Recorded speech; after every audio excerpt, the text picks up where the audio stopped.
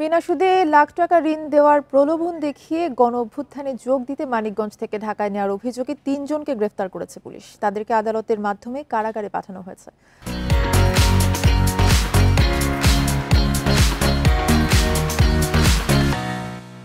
Police জানায়, ঋণ দেওয়ার প্রলোভন দেখিয়ে অহিংস গণঅভ্যুত্থান বাংলাদেশের নামে একটি সংগঠনের ব্যানারে ঢাকার শাহবাগে অবস্থান কর্মসূচিতে যোগ দিতে কয়েকশো নারী পুরুষকে জমায়েত করা হয়। এ কাজের নেতৃত্ব দেন দবির হোসেন, তার স্ত্রী চামিলি আক্তার সহ ৩ জন।